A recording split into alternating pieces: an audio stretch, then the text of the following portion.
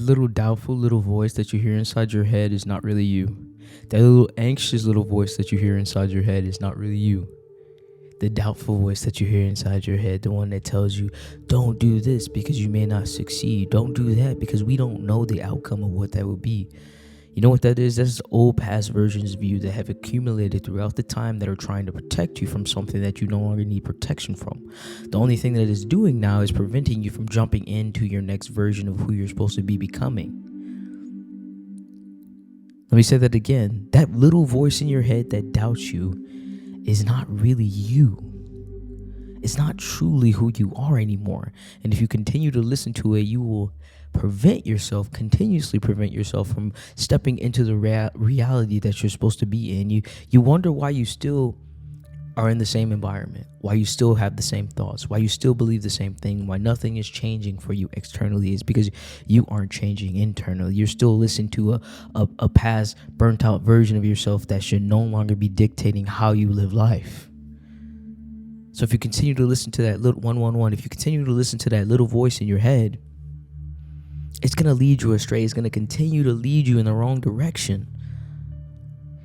That little voice that's just so, you know what I'm talking about? That just be like, nah, don't do that. You know, you think this whole time you thought this was something that was supposed to be protecting you. You thought it was your intuition. It's not your intuition. Confirmation. It's not your intuition. That voice is not your intuition. If it's downing you, if it's fearful, if it's anxious, we have to know the difference between the spiritual voice and the egoic, fearful voices of all the past versions of ourselves. We have to let those voices go. And when we hear that voice, we need to tell it to be quiet. My favorite little saying is called "seek bow, shut your up." You know what I'm saying? See bow. Tell that voice to be quiet and sit down in the back. And not only do you have to tell these voices to be quiet, you have to understand that our nervous systems are programmed from all of our experiences. Let me say that again. Our nervous systems, we program them from when we were born, or even before we were born. Our nervous systems become programmed because when you're in the womb, your mother and what's going on in her environment is even programming your nervous system before you even enter the physical world. When you're in the primordial waters of the amniotic fluid. But listen to this. Your nervous system has been programmed and is being programmed. So you have to understand, when you're going through this process of jumping into this new version of yourself and no longer listening to those voices, you also have to not listen to your body. But hear me out. You still have to listen to your body when it makes sense. You have to not listen to your body when it's anxious, when it's worrying, when it's fearful, when it's doubting, when it's an unnecessary time for it to be doing those things, when it's getting amped up. Because you have to know when it's doing that because of past experiences. And you have to know when it's doing that because it's necessary for this moment. You do need to listen to it. When you're around certain environments or around certain people that aren't meant for you, then you need to know when to listen to it in those moments. But when it's overreacting in a moment where it doesn't need to overreact because it's already programmed. So we need to reprogram our body. That's why I have this thing. It's called creative reprogramming.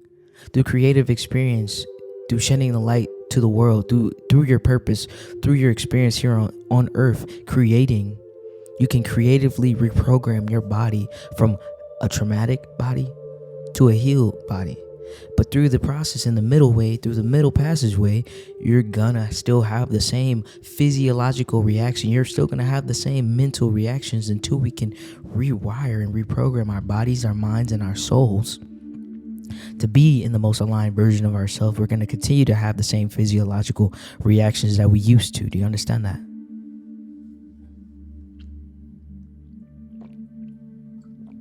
So, Do you my voice cracking. Do you believe that version of you in your head is you? That's the first part. It's acknowledgement. It's acknowledgement when you have those thoughts that are negative, when you have those thoughts that are just not positive in nature. You have to sit back and be like, is this really me? Like, is this really the spiritual voice? Is this really my intuition? Because a lot of people think they're following their intuition and all they're following is their ego. What's louder, your spirit the spirit, your soul, or is your ego, several egos, and identity more potent than your intuition? How do you work on getting your intuition and your inner spiritual voice a little bit more loud, way more loud than your egos?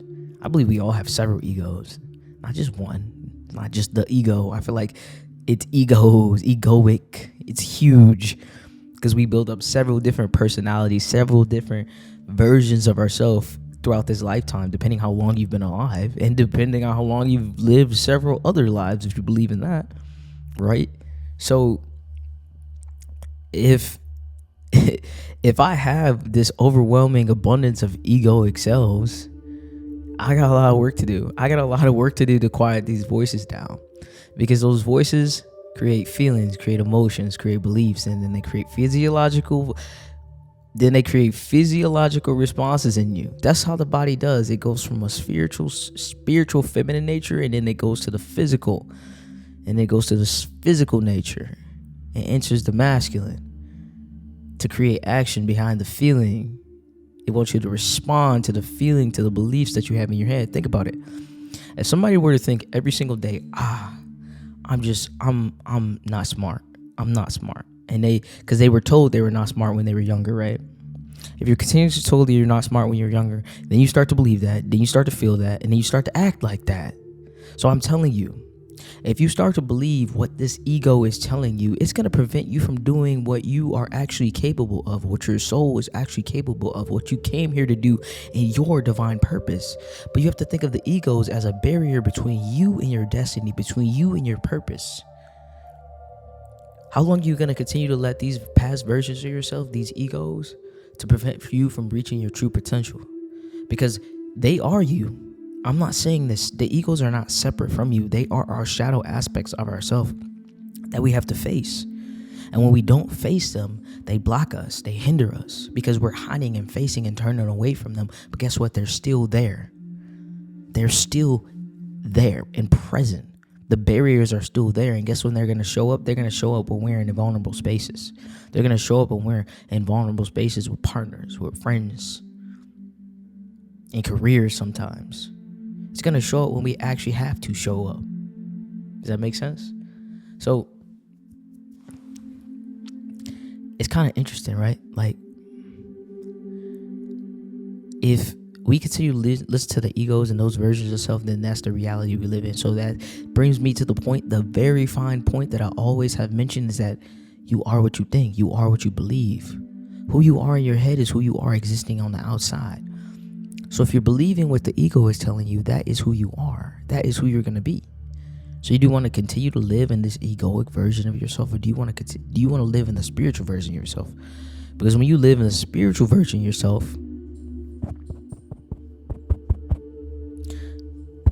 just make sure this mic on. Sometimes it don't be on. When you're living in the spiritual version of yourself, that's when you have true freedom. That's when you're the most aligned with where you're supposed to be and where you're supposed to be going. Life becomes easier when you're living in the spiritual version of yourself, because guess what? You're not working hard to try to be something. You're not working hard to try to be something. When you're not living in the ego, everything just flows. Everything just is. Everything just is the way it's supposed to be, and you don't have to force yourself to be something that you're not. That's what true authenticity is, not living in the ego. Because the egos, and we just the umbrella term, the ego was meant to protect us from something. It was created in those different circumstances that each and every time we felt like we needed to protect ourselves, it was cultivated, right? But when we no longer need that, what is it doing in the future? It's just hindering us. It's just hindering us from being who we're supposed to be. If all my life I grew up thinking that I had to be tough, thinking that I had to be a certain way in order to fit in, and then as I grow up and as I adult, I realized that, wow, like, no, I don't have to be tough, quote unquote. I don't have to be this way. Just an example. But if I keep that cloak, that spiritual cloak of thinking I have to be this way, I'm going to continue to show up in that way because I'm in that belief. I'm in that ego. But I have to shed that layer. I have to let that go, because if I don't let that go, it's going to be hindering me from a version of me that's meant to exist. Because that version of me that's meant to exist is supposed to exist in a certain reality. And if I don't step into that version of me, I can't live in that reality. Do you understand? I talked about this before. If you don't step into the characteristics of the character that you're supposed to be playing, you can't exist in that movie. You can't play the role for that movie if you're not existing in the characteristics that's supposed to be a part of the play. You understand? That's all life is. It's a play. This is all a movie. So if I act in the characteristics of the version of myself that's supposed to be in the role, I will automatically, inevitably be living in that movie. I can create and cultivate my reality. You understand that?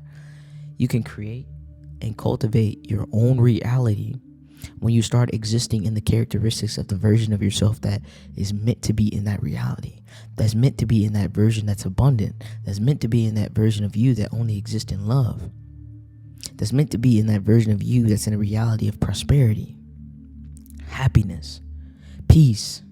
Do you understand that? But if I'm living in my egoic self, I'm not aligning 11:11. If I'm living in I really don't be trying to look at the clock. It just be happening. If I'm living in a version of myself, that's how I know I'm getting more aligned, man. Like, I don't know if anybody has told you, because it's not just my energy, it's this collective's energy. Your energy is very potent right now. It's very potent.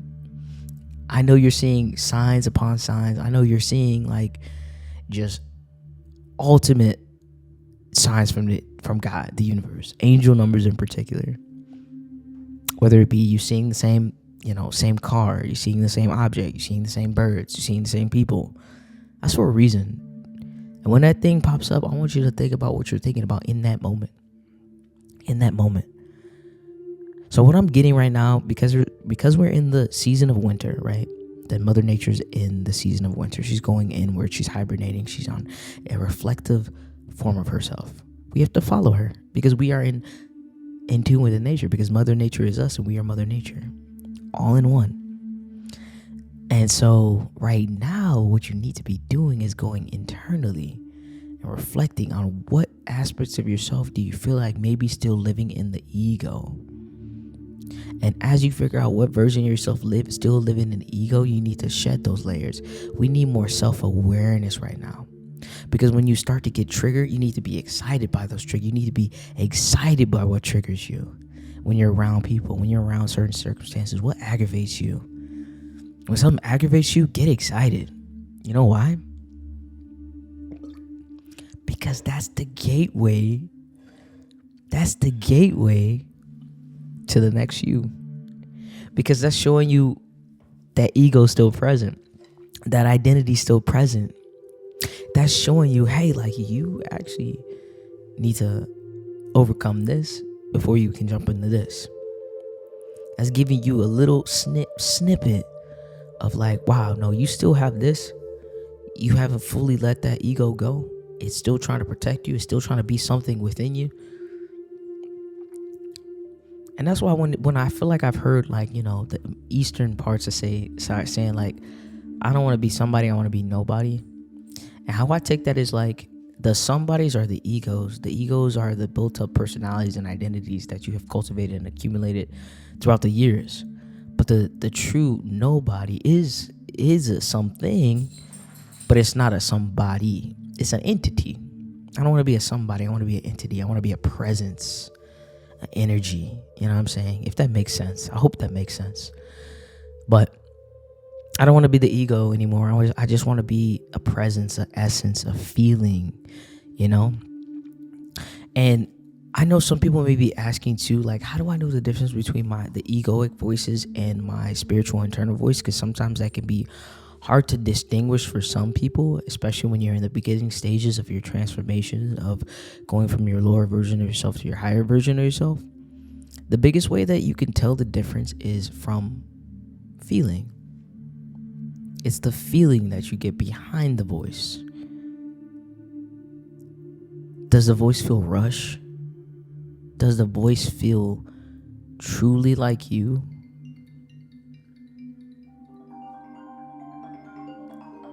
Oh, does the voice feel truly like you? I have to come back. Does the voice feel truly like you? Or does the voice feel like it's it's anxious. It's uneasy, like a nervousness, like you have to get into the feeling of things, because what is God? What is spirit? Spirit is feeling. What do we feel? How do we feel love? How is love spread among one person to another, or one entity to another, animal, pet, anything? It's felt. It's not heard. It can be seen in many instances. But what is that scenery? It's feeling. I feel the love exuding from you. I can see two people hugging and assume that they're in love, but that doesn't mean they feel in love, because the true essence of love is a feeling. Ultimately, it's a feeling. It's not visual.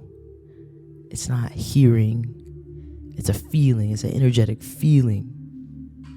That's the true essence of love. So when you feel, does it feel like it's coming from a space of love? That's what it should truly, that's the answer is, does that voice feel like it's coming from love?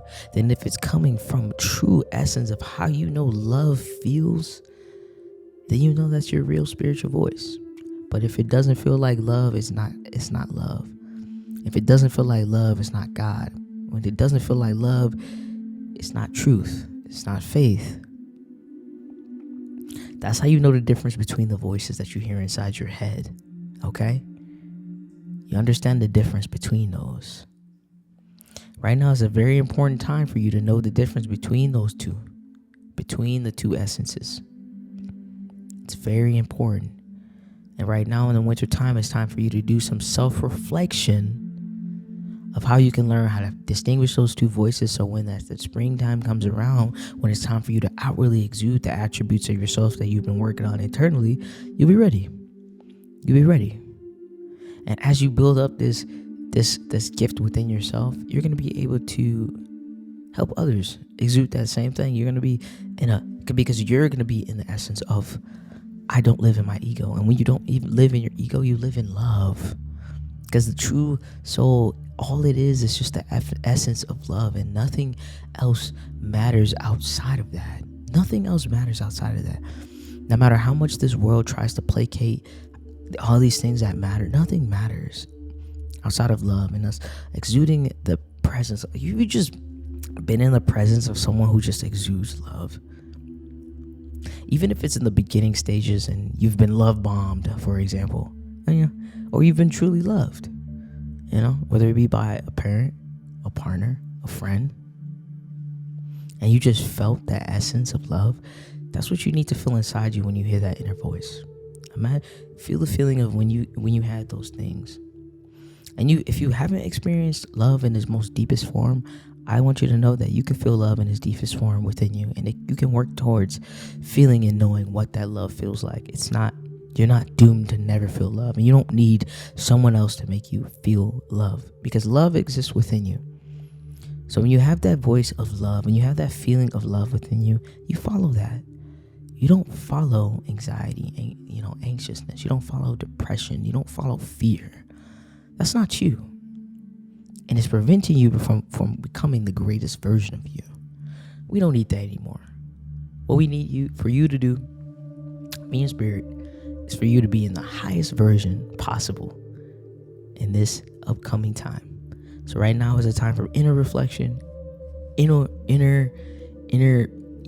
discovery, seeking, and the quieting of the identities and the ego that you've been living in all this time. So that's going to be it for the message of Elijah. And I'll see you guys next time. Make sure you like, comment, share, and subscribe. I appreciate you guys. Thank you for being a part of the collective. And thank yourself for showing up every time, each and every day when I post these videos. This is showing you a reflection of yourself and how much you're growing. So I'll see you guys next time on A Lot of Jah. Ashe and amen.